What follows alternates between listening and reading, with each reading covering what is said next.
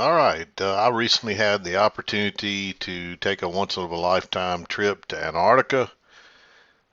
It was a great trip. It was about 3 weeks. We were actually on the boat 17 days. Got on it in Buenos Aires, went down the east coast of South America, cut across the Strait of Magellan, came out on the west coast, and then went across the Drake Passage uh, to the peninsula, Antarctic Peninsula, and then we went down the west coast of Antarctica. I'm not sure exactly how far down the west coast we went, but we went down the west coast and we saw a lot of very interesting things. The one thing about Antarctica, it's covered in 3.5 miles of ice, so nothing grows there. It's cold all the time. I am narrating this to begin with simply because the wind blows a minimum of 30 to 50 miles an hour, and that's just normal. And then it gets gusts up to 70 and 80 miles an hour. So almost all of the audio was horrible because of the wind blowing, and there was just nothing you can do about it. So what I'm going to do is I'm going to do a voiceover for the interesting things that I want to tell you about in the beginning here. And the rest of the time, I'll put some music on or something lightly that kind of goes with the scenery or whatever.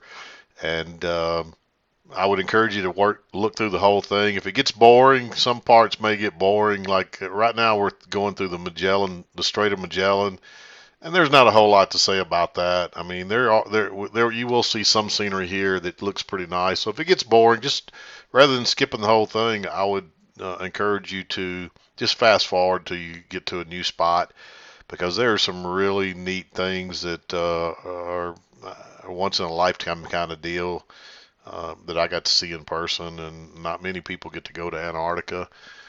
Uh, Only a small percentage of the world population has ever been to Antarctica, so it was really neat and a great opportunity, and I'm just thankful I got to do it, and I wanted to share it with you. So again, if you get bored with some of the parts of the video, just fast forward. And this is a boat. It's I would say it's a cruise ship, but it's like half the size of your normal cruise ships that you go to Antarctica on.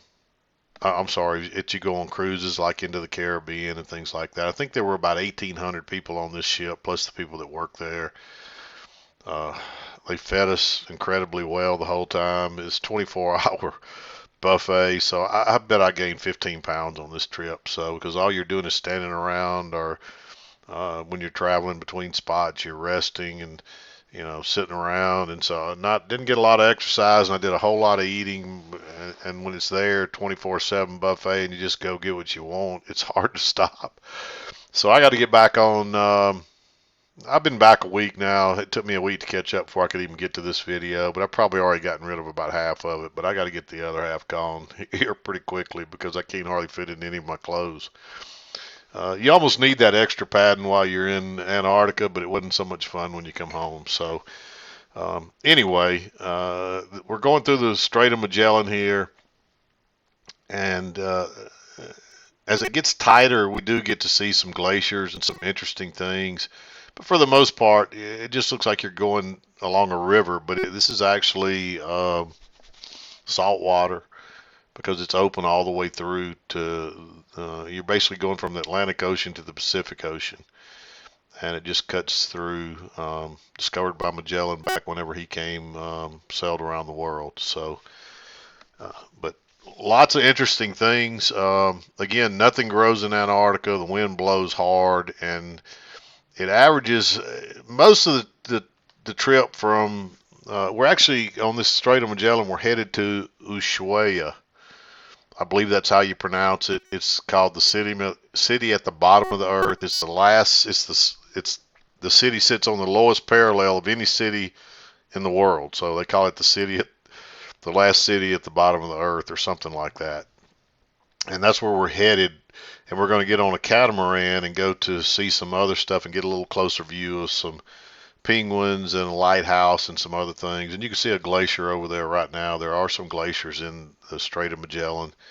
Nothing compared to Antarctica, But it's about 50 degrees here most of the time. I think it dropped to in the 30s while we were out on this trip, and then went as high as the 60s. I mean, they say you see the entire four seasons in one day in this part of the earth, and I believe it because it was bright and sunny at one time and probably 60 degrees and 55, 60 degrees, and then it clouded up and the temperature dropped. We had to put on all our cold weather stuff. The next thing you know, it was sleeting, and then it stopped. The sun came back out, and had to take all the heavy clothing off again, and it was back to 50, 55 degrees again. So really crazy weather there.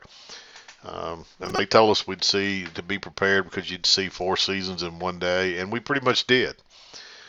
So most of the time, there's a when you cross the Drake Passage, about a little more than 2/3 of the way across, the water color suddenly changes to a different color, and the temperature drops instantly. And then from that point on, it averaged about 28 degrees to 34 degrees every day, constantly, the whole time of the trip. It never got any colder than that really, and it never got any warmer than that. Again, 28 to about 34 degrees was, I think 34 was the warmest we had. And it doesn't, it's summertime down there, so it doesn't get dark, but about 2 hours. It really doesn't even get completely dark. It's like twilight. I had a hard time sleeping, to be honest with you, in the beginning because it never gets dark, and I like it dark when I'm sleeping. So you had to really work on the blinds and close out every little nook and cranny to make sure the light didn't shine in so I could sleep. But it's 3 hours ahead too, so that kind of messes with you as well. I think it might have even clicked an hour. It might have been 4 hours ahead at one time. So between the time change and the lighting and the fact that it doesn't get dark and all that, it really messes with it does me. I have a hard time just going from the 1 hour from daylight savings time to regular time. When that jumps forward and falls back, that always messes me up. It takes me a week or two to get over it. But 3 hours was really excessive. So, but again, nothing grows there. Uh, the only thing you see as far as that's alive, or you see millions of penguins, you see sea lions, seals. Uh, I believe we saw some otters, if I'm not mistaken, and maybe that was in the Strait of Magellan that we saw the otters. I can't remember if we saw otters in Antarctica or not, but we did see some whales. Um, they promised us we would see orcas. We'd probably see so many orcas we were sick of them, but we didn't see a single orca the whole time we were there. And they said something about the migration patterns must have been delayed or ahead of schedule or something, and we missed them on this trip. So that was a little disappointing because I really would have liked to have seen the orcas, but we didn't get to see those. So, but again, this is just traveling down the Strait of Magellan. Here you see a sailboat. I thought it was kind of interesting that somebody was out sailing in the Strait of Magellan, and they must have come out of Ushuaia because there's not anything else really down here. And I think it's just a small, I'm trying to remember that. I think it was maybe a whaling station at one time, or just a small fishing village or something of that nature. But not a very big place. And but you can see the sun shining off the side of the mountain over there. The sun has come out now, and and you can see there's all kind of passageways through here, but they have to follow. There's only one. You have to make all these turns and curves and things, and um, it was interesting how we got through there. You would think it was. I always thought the Strait of Magellan was just a straight cut across, but it's not. It's like a river. It winds around, and there's tributaries and other things that fork off. And there's probably multiple ways through there for smaller boats, but if certain size boat, the water's only deep enough along one passageway, if I remember them describing it correctly. And now we've switched over to this smaller boat. It's like a catamaran. It's taking us out to see the lighthouse and get a close look at that and the penguins. And this was a fun trip because we got really close to the penguins. So um, again, I'm not going to narrate this whole video. It's 2 hours worth. And again, if anything just gets boring for you, I would suggest that you just skip ahead because there is some really good scenery here and some really interesting things to see. And I probably videoed more of this than I should have, but I wanted to make sure I had it all on video and for future reference. And here we come up to this little island or some rocks, and it's covered in birds. I think there's a few penguins on there. I hate I couldn't get a closer shot than this. I guess the water is a little shallow. Maybe we get a little closer on this one. We'll get some close shots at some point of penguins and sea lions off of this catamaran, and we're easing up there now. I can't remember how close we get, but I think this is mostly birds here. We thought they were penguins until we got up there. There's some type of bird that looks exactly like a penguin, and they're hard to distinguish apart from a distance because they look just alike, and they all hang out together as well. So it's birds, and sometimes you think you're seeing birds, and it's actually penguins. So, and there's the lighthouse. You can see it right in here, and we get up to that. But anything I'm not narrating in here, I'll probably put some music in. So at some point, I'll probably stop the narration and I'll pick up and leave off wherever. But we're coming up to this lighthouse, and eventually we'll go around the corner and we'll see some penguins. And I think we pass a big ship that looks like a three-mast big three-mast sailboat, similar to what Shackleton crossed over into Antarctica in, and it sank on them. If you've never listened to that story or heard that story, there's some documentaries and maybe a movie or something out there on it. We watched it before we went. It's really interesting what those guys went through. They got marooned in Antarctica because the ice froze over before they got out of there, and it crushed their boat and sank their boat, and so they were stuck in Antarctica with no food, and it took them 2 years to get rescued, but not a single one of them died in the end. And so it's a pretty interesting story. But you can see all the penguins here. There's sea lions, there's seals, the birds, a lot of stuff here. So I'm gonna pause my narration here, and you can just kind of watch the video.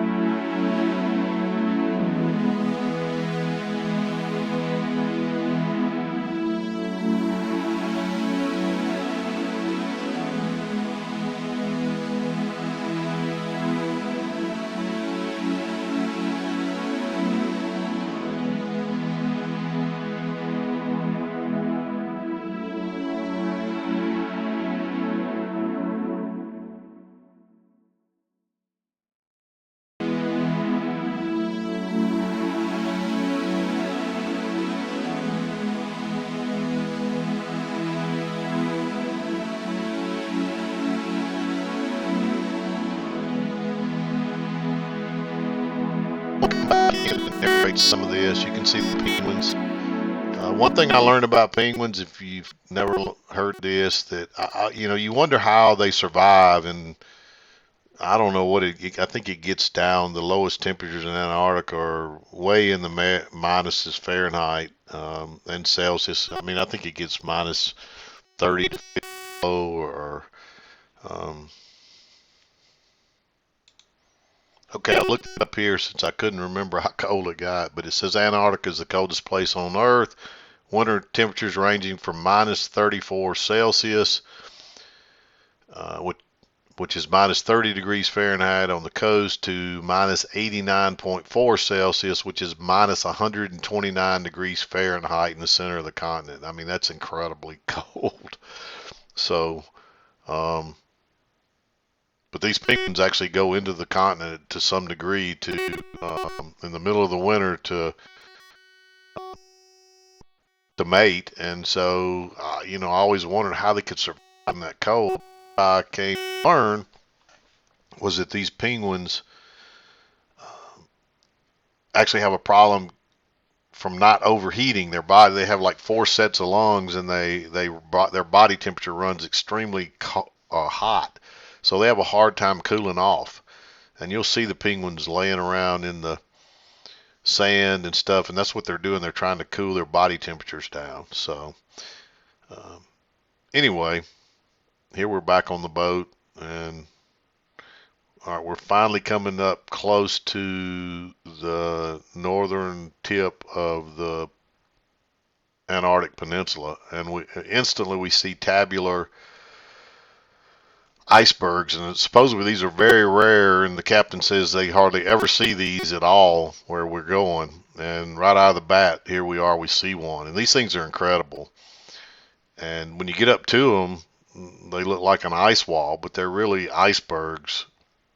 And the one we see here, I think, is 3.5 miles, or no, this one's only 1.5 miles long, and I think it's about a half mile wide, and it looks like it's probably 40 feet high. But you'll get these people talking about flat Earth I see them all over Facebook and stuff, and they'll show you these ice walls, and they say this covers the edge of the Earth, but when you get up here, you'll see what they're showing you are these icebergs, and they're so long they look like the edge of the Earth. I mean, you get in the middle of it, and you start looking right to left, you can't see the end of them, and it does indeed look like an ice wall, but it's an iceberg.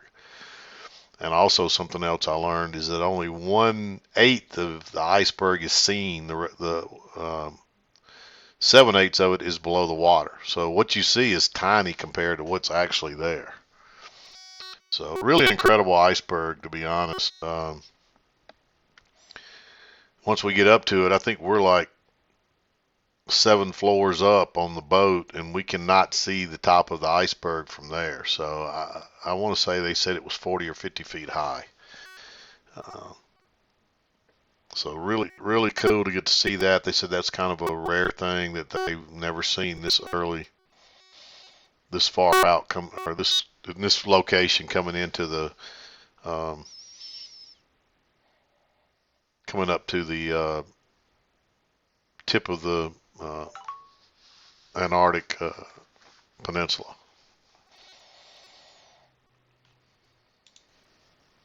Actually, I don't think this was the one that was 1.5 miles long. I think this was another piece, and the 1.5 mile one is on the other side. We get a look at it before it's over, but we're on the port side of the boat, and this is what you saw on the port side, and I think he does a 180 circle, and we get to view the other side as well. So hang tight, and you'll see that shortly.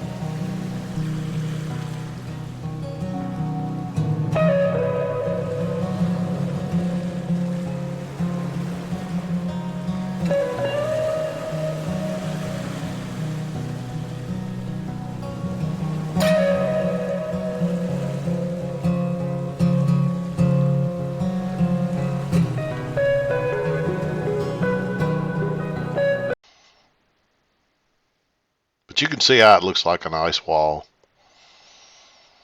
It'd be cool to get up there and get on top of that thing. Me, I'm an explorer. That's what I wanted to do. But yeah, you can see that again. It looks like an ice wall, but it's just a large, what they call a tabular iceberg. And again, you're only seeing 1/8 of the iceberg above water. There's 7/8, so it must be huge under the water. I just can't even imagine how big that is. Because it's a mile and a half long, and I think he said it was about a half mile wide on this one. But there's another one out there that's 30 or 40 miles long. We didn't get to see it, but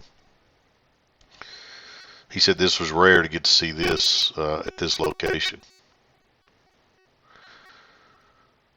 So what I wanted to share it with you. I got a lot of video of this, and again, if you get bored with it, don't turn the video off. Skip forward, because there's some really interesting stuff coming. We're just getting here. We're just getting to Antarctica. We're just off the peninsula, Antarctic Peninsula now, so it gets better as we go.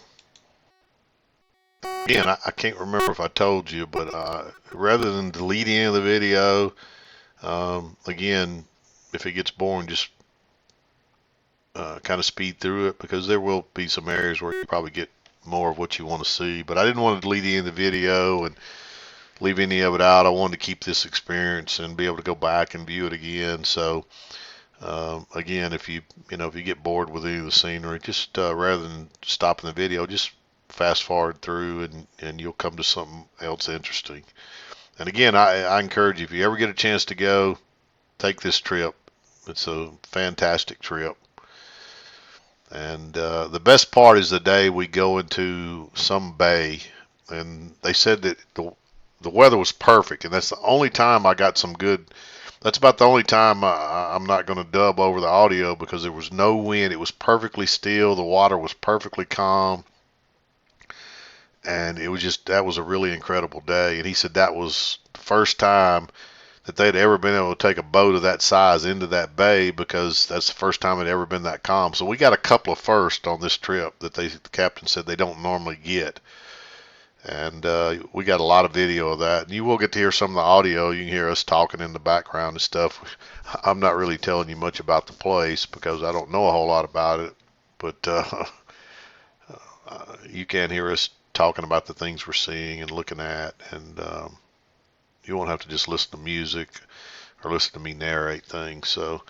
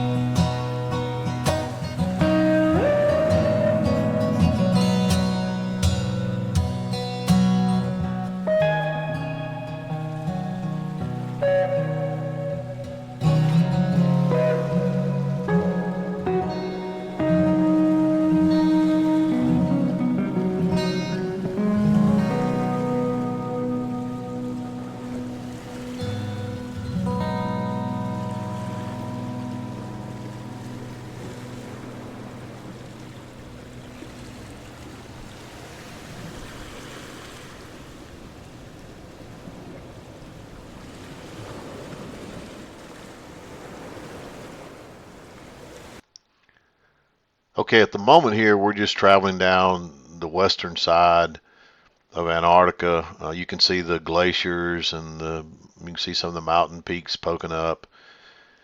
And we're heading to a place, some bay, where we're going to go into this bay. And normally you cannot get in there, especially in a larger boat, because the weather's too bad or whatever. But the weather is perfect today. You can see you can look at the water and see there's not a lot of wind blowing today. And when we get in this bay, you'll see the water just crystal. It's just smooth as glass, and we see a lot of neat scenery. I think we get a real close up of a whale there, and some other things, lots of penguins and things like that. And we actually see a Peruvian um, research base there, and you can kind of see some of the people walking around out there, and they wave at us, and we all wave back, and so forth. But not much. There's not much to talk about here. You can see the glaciers and the packs of snow. And if you're not familiar with glaciers, all this is years and years and years, maybe thousands or millions of years of snow piled up, layer after layer, and it gets heavy and hardens and packs down and becomes a glacier. And I believe I've already mentioned it, but the ice is 3.5 miles thick across the center of the Antarctic continent. So you can imagine how much ice there is. But they're really neat. It's neat to see them. And um, but I'm just going to kind of step back and be quiet and let you view the scenery. And again, if you get bored looking at the glaciers and as we travel in here, just skip forward to kind of catch up to um, something new. But it's worth seeing it all if you have nothing to do but kill time. So. But I wanted to record it all. Didn't want to delete any of it because I want to keep it for future reference and to go back and watch it again. And like I said, I may never get another chance to go to Antarctica. I'm not sure I necessarily want to, but I definitely wouldn't take anything for the opportunity I had, and the trip down there was definitely worth my time and effort. So if you ever get a chance, definitely go. But I'll sit back and be quiet, and you can enjoy the video and the scenery and continue to watch.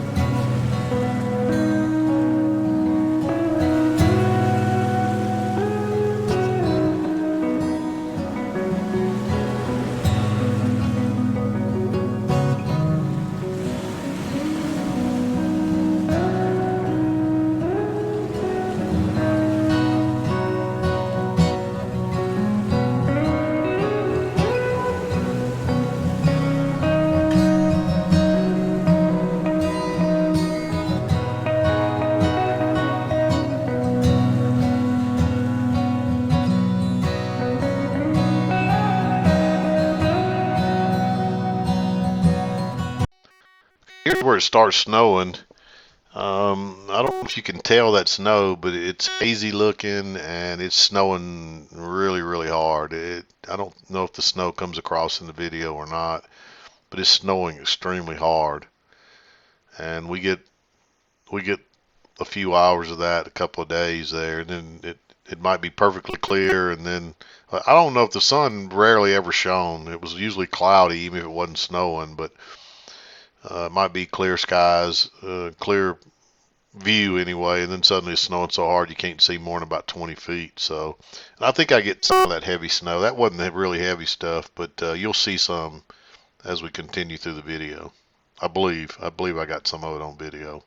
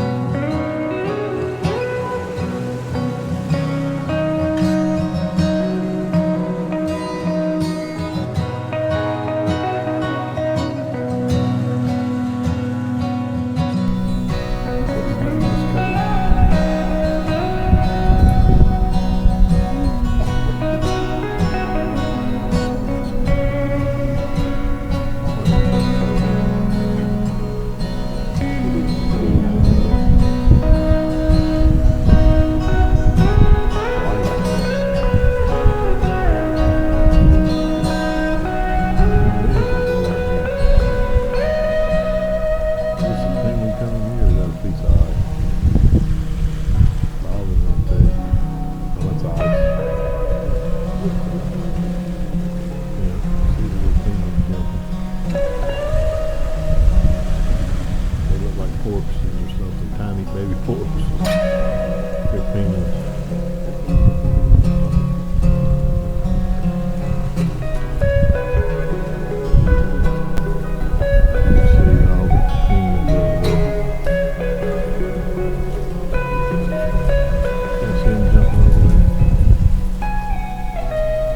Real shallow. You can see the bottom over there.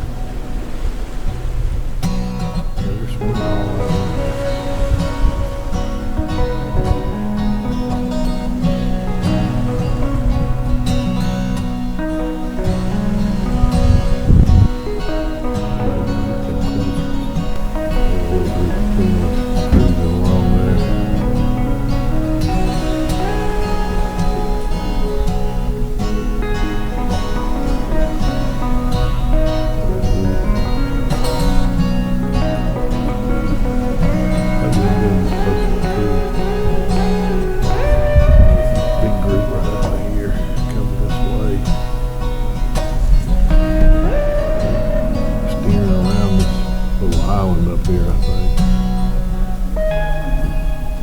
Couple big groups out there.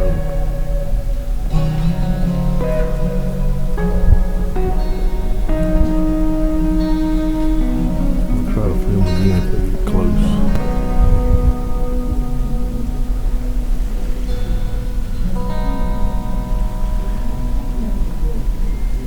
It smells like a paper mill almost. Yeah, you can smell that. No. I'm looking, but I don't see them little penguins. There's a group. We do have a whale sighting coming. We get a pretty good shot. There's a little humpback whale right there. Something I learned about whales is they have, their tail is like a fingerprint. And so if you can get a snap a picture of one, there's somewhere you can go on the internet and you can record where you saw it, the time of day, and that kind of thing, and you can track that whale. And if he's not one they've ever had before, they'll add him to the database. And then, I mean, you might see the same whale down here, then he might be in Hawaii or he might be in Alaska. So they can track these whales because their tails are like fingerprints, and so they want you to try to take pictures of their tails and report where you see them out so they can track them. So I thought that was pretty interesting. There.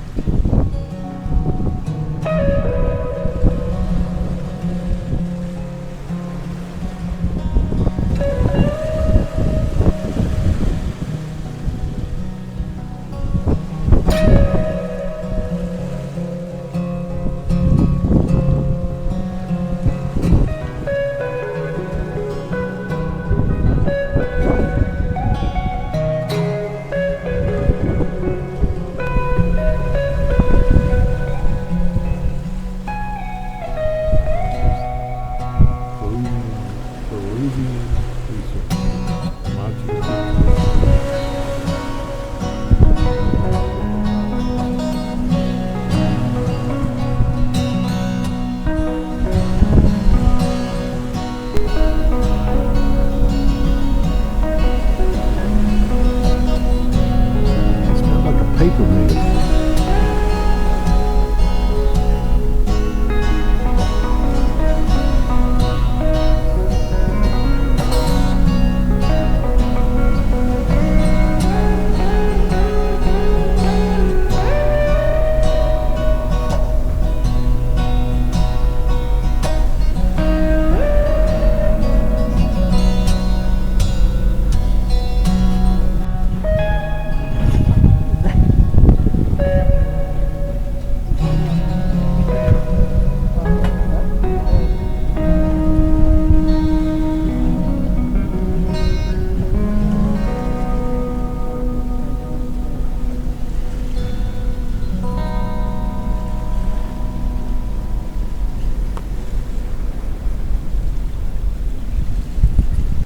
I've zoomed in here as much as I can, but maybe you can see the penguins on the rocks. Little white dots.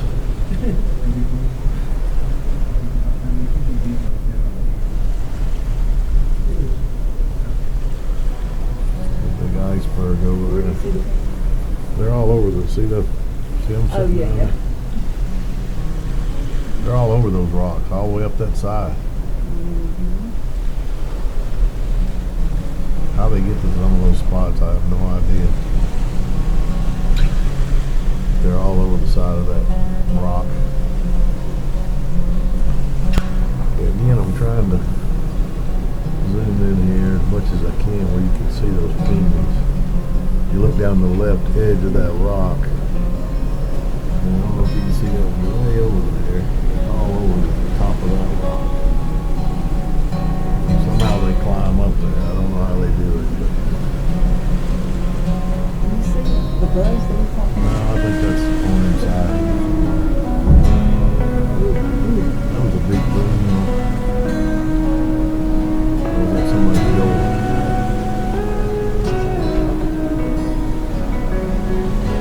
Down there, a piece of ice will break off one of the glaciers. It's pretty loud. You can smell the penguins go downwind from them. Picture stinky, fishy cat food that's been sitting out for a week in the sun, and that's what it smells like. Too bad. I'll try to get some more of that rock over there when we get closer.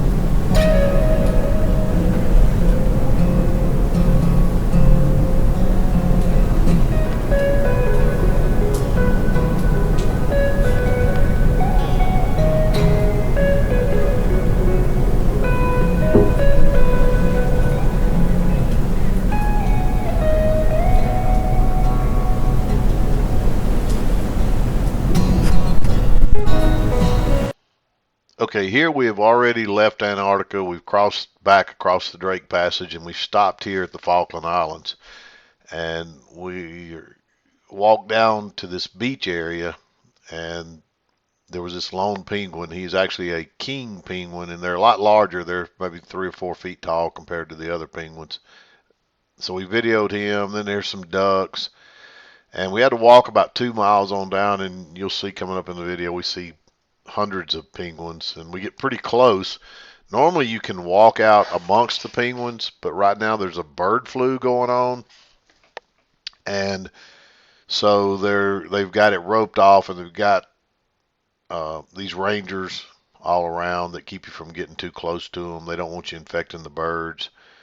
And we actually had to clean our feet with the bottom of our shoes before we could walk down onto this beach and over to this place. And you see the rope there.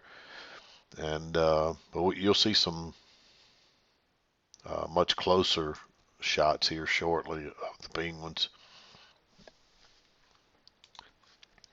But there's bird flu going on, and so they actually watch these birds, and if they see one that appears sick, they try to capture it and take it back and nurse it back to health and keep it away from the general population. And I guess it's very deadly to these penguins. It can kill them really easily. So they try to keep these particular the sick ones separated, and they try to nurse them back to health as well. So it's a pretty interesting thing. But you can see we're finding spots to get closer and closer to them, and we get within 3 or 4 feet of them here in a couple of spots. I think I have some of that on video. Um, they're really interesting birds. They're the most clumsiest things ever on land, but if they get in water, they can. I mean, they're amazing in the water, but on land they're very clumsy, and they hobble and hop along and wobble along and stumble around, and they're incredible climbers. I don't know how they climb up the sides of those mountains, but they do somehow. I'm surprised there's not hundreds of them laying at the bottom of the mountain dead. But anyway, I'll let this continue to play, and you can just watch along, and you'll get some. I'm just looking at some of the views here in this bay, but please continue to watch. Here's where I get some video of the porpoises. I'm not sure how good it is. I haven't watched this video. I'm watching it for the first time with you here as I'm narrating things and putting this video together. So not sure exactly how good it comes across on video, but I did record some porpoises here. So kind of keep it video peeled. I think I get several shots of them. But again, this is on in the Falkland Islands before we head on back to we stop at Oviedo, which is just right across the bay from Buenos Aires. We stop there and have a day there, and then we uh, uh, head over to back to Buenos Aires the next morning, and that was the end of our trip. So we're getting close to the end of the video here. Again, I appreciate you watching the video. If you got any questions, feel free to ask them. If I can, I'll try to answer them. But it was a great trip. If I had the chance, I'd do it over again. And if you ever get a chance, I highly suggest it. It's a great trip.